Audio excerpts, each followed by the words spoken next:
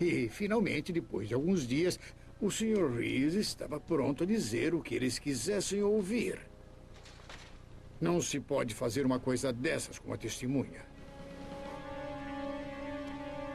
Apesar dessas táticas e apesar do trabalho de Frank Wilson, a promotoria não tinha provas fortes sobre a verdadeira renda de Capone. Capone sabia disso e continuava a bancar o showman. Estava relaxado bastante para posar para fotografias durante os recessos, mesmo para uma foto durante o julgamento. Os repórteres tinham uma cadeira. Eu tinha uma máquina de 35 milímetros e ela estava no meu chapéu. Eu deixei a máquina aberta, mas a tinha coberto para que não houvesse exposição. Meu chapéu era o obturador. Eu estava de frente para o Capone. Aí eu fiz assim, abaixei. E acho que contei 1, 2, 3 para mim mesmo.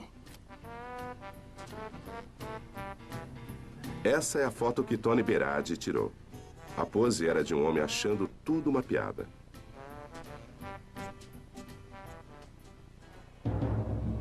Quando a rede começou a apertar, os capangas de Capone tentaram subornar os jurados, ameaçar as testemunhas, tentaram até jogar bombas na casa dos promotores.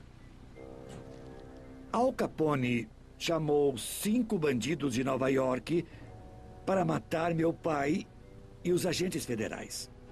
O serviço secreto, felizmente, descobriu. E o bando de Capone foi até Capone e disseram: não faça isso, o mundo todo vai cair em cima de você. Se matar os agentes federais. Eu era jovem e para ir à escola eu tinha escolta policial. E minhas atividades eram bem limitadas. Meus amigos dizem agora que as mães deles não queriam que eles brincassem comigo. Beisebol, sei lá, futebol, por causa do perigo. Mas a violência e a intimidação não funcionaram. O tempo estava acabando para Scarface. Em 17 de outubro de 1931, Capone foi considerado culpado depois de 10 dias de julgamento. O veredito de culpado foi seguido da pena máxima. O notório gangster foi preso hoje e recebeu uma pena de 11 anos. Se ele se comportar enquanto for hóspede do tio Sam em Atlanta, vai sair em 7 anos e meio. E assim até 1940, Capone será o senhor 40.886. Para variar, eles o estão levando para um passeio. Que isso lhe sirva de lição, pague sempre seu imposto de renda. A sentença pesada foi recebida com choque na terra das gangues. Depois de 2 anos na cadeia, Capone foi transferido para a ilha de Alcatraz, na Baía de São Francisco. Essa antiga base militar foi transformada em penitenciária federal para abrigar inimigos públicos famosos. Capone estava entre os primeiros prisioneiros. A vida em Alcatraz era diferente de outras prisões. Não havia trabalho forçado e havia muita comida. Mas isso era uma tática. Gordos e sedentários, os homens não poderiam nadar os 2 quilômetros da baía para a liberdade. Psicologicamente, era um ambiente difícil. Uma rotina diária severa era conduzida no silêncio forçado. Capone só foi solto em 1940. Então sua mente já estava destruída pela sífilis. E ele morreria precocemente aos 48 anos. Capone, uma sombra do passado, caminhava quieto por esse corredor do bloco de celas e não se dava conta de que o julgamento que o colocara lá tinha delineado frentes de batalha com as quais a lei iria lidar no combate ao crime organizado nos próximos 40 anos. Os mesmos problemas de provar conspiração criminosa, as mesmas tentações de torcer as regras para prender mafiosos conhecidos iriam acompanhar as investigações nos anos 70. Capone tinha sido o maior gangster americano de seu tempo. E para o público que o admirava, ele era o homem que venceu sozinho. O Sr. Big que tomou o mundo e quase venceu. Depois de Capone, os gangsters não foram mais glamourosos.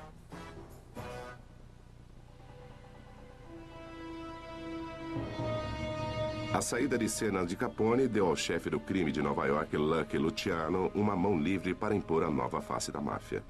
A máfia se tornaria uma organização enevoada. Por todo o país, os tempos mudavam com rapidez e os fatos iriam suplantar até mesmo o frio e calculista Luciano.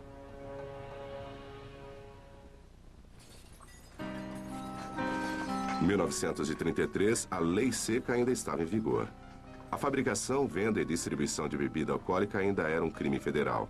Mas os americanos tinham aguentado isso por 13 longos anos e agora estavam gritando: chega! E as pessoas que haviam sido a espinha dorsal do movimento de abstinência agora falavam em favor do cancelamento da 18ª emenda. A razão? Estavam com medo do crime organizado. Não é mais uma questão de bebida ou não. É uma questão de mafiosos ou não mafiosos.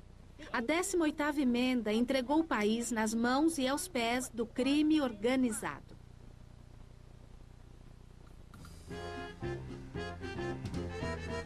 Em abril de 1933, um novo presidente, Franklin D. Roosevelt, levou seu governo a rejeitar a lei seca. Foi o primeiro raio de sol a esquentar o país resfriado pela depressão econômica. Do dia para a noite, os bêbados saíram do armário e fizeram a festa até amanhecer.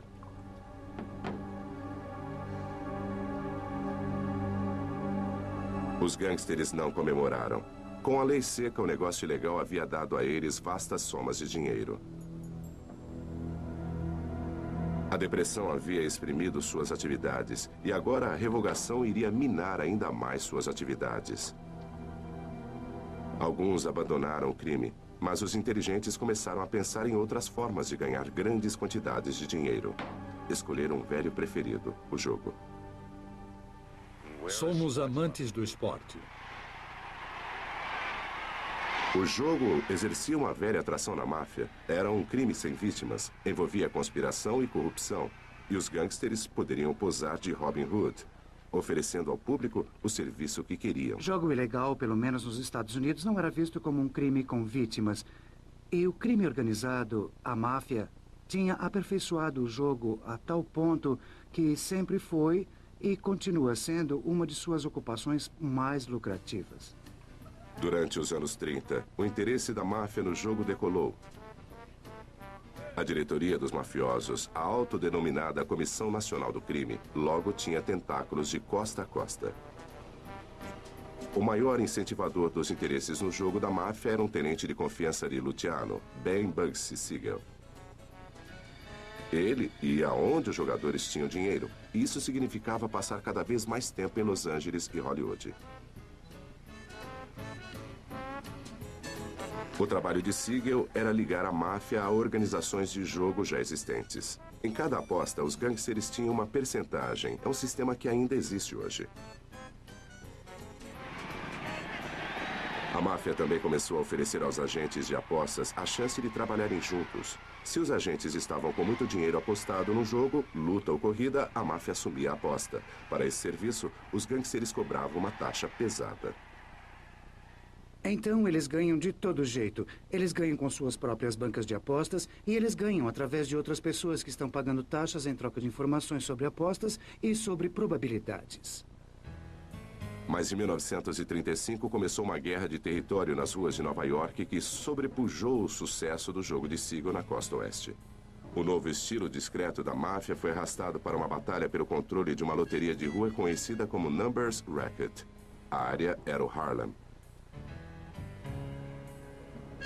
Arthur Flegenheimer, conhecido como Schultz, holandês, era um dos mais velhos personagens da Terra das Gangues. Ele era um multimilionário e tinha ganho dinheiro com o comércio de bebida, mas era solitário e agia sozinho. Ele manteve seus acordos com Luciano e o sindicato ao mínimo. Agora, ele queria o controle da loteria no Harlem. A loteria do Harlem era controlada por Stephen St. Clair. Ela oferecia boas chances nos 3 últimos números do índice da bolsa, publicado diariamente nos jornais. As pessoas apostavam pouco dinheiro tentando acertar os números. O prêmio era bom. Mas Schultz não queria só uma parte da operação, ele queria a operação toda. As negociações no Harlem foram sangrentas e caras. Schultz estava violando o novo estilo do Código dos Mafiosos. Estava atraindo muita atenção para si e, é claro, tornou-se alvo do FBI. O FBI processou Schultz por sonegação de impostos, o que gerou cobertura nacional. Schultz ganhou, mas ficou obcecado em se vingar do homem por trás do processo, o promotor de Nova York, Thomas Dewey. Dewey tinha ambições políticas. Ele queria ser governador do estado de Nova York e decidiu melhorar sua reputação indo atrás dos mafiosos. Quero Dewey morto! Quero ele morto agora! O ódio do holandês por Dewey levou a uma reunião tumultuada da diretoria da máfia. O frágil relacionamento entre o sindicato e Schultz finalmente Nosso se maior rompeu. problema é esse cara também. Temos que matá-lo. No encontro com o sindicato, ele declarou que queria matar Tom Dewey. Mas os outros chefes não queriam matar um homem tão proeminente. Schultz jurou fazer isso sozinho. Os chefes decidiram agir para proteger Dewey e foram dadas ordens para assassinar Schultz. O homem escolhido para o serviço foi Charlie Workman, conhecido como o Inseto.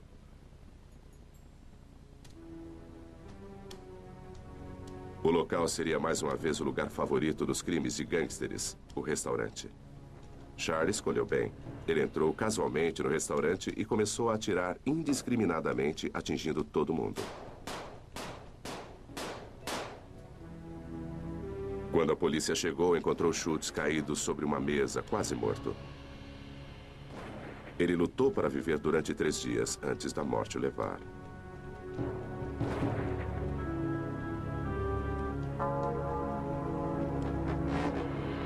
A morte de Schultz marcou uma nova fase na história dos gangsters. Charlie, o Inseto e seus capangas eram diferentes dos matadores normais de execuções de gangsters.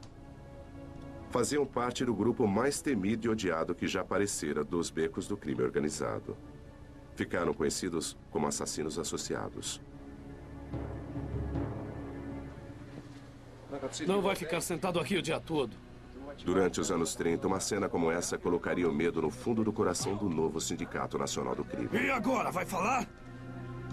Vai desembuchando logo, desgraçado. Queremos saber de tudo. Ela era remanescente de dezenas de filmes de gangster. A polícia pegava um capanga e dava uma prensa nele. A questão era, ele iria falar? Os gangsters tinham muitos nomes para os informantes. Para eles, os dedos duros, pombos correio e canários eram um problema. E a única maneira de estar livre do medo da traição era silenciar o informante para sempre.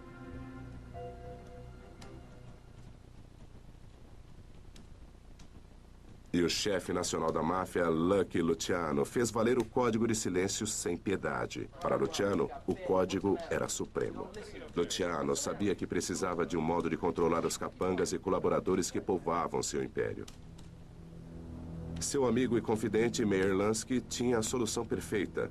Um grupo de assassinos de aluguel, composto de matadores de ascendência judia e italiana. Entre eles, os matadores cobririam o espectro étnico da máfia. Eles se tornaram a polícia secreta do sindicato. E aqueles que desafiavam as regras da diretoria dos mafiosos logo entenderam que, fazendo isso, cortejavam a morte.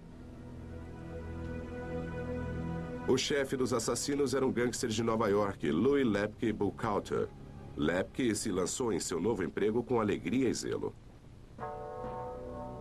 Com a contagem dos corpos aumentando, a imprensa ficou interessada. Era algo novo, e mesmo para a terra dos gangsters, uma coisa particularmente maléfica: assassinos de aluguel.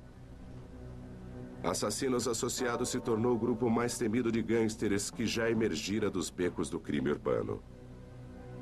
De costa a costa, acreditava-se que tinham matado mais de 500 pessoas. Em 1920, No início, Hollywood demorou a mostrar a década de mortes dos assassinos associados. A década de 30 continuou mostrando filmes de gangsters românticos. Só no final dos anos 40, os filmes começaram a mostrar assassinos tão impiedosos que eram quase loucos. Eu ia dividir meio a meio com um tira. Isto aqui foi escrito com metralhadora. O matador insano foi talvez melhor representado pelo ator Richard Widmark, que estrelou em 1949 o filme Beijo da Morte. As crianças gostam de mim. Widmark era um assassino de aluguel na pista de um informante. Com seus olhos vidrados, camisa preta e gravata branca, Widmark definiu o visual dos gangsters por uma década. Toque na minha família e vai ouvir uma música que nunca ouviu antes. Os gangsters podem ter enlouquecido nos filmes, mas o pensamento por trás dos assassinos associados fazia sentido para as mentes do submundo.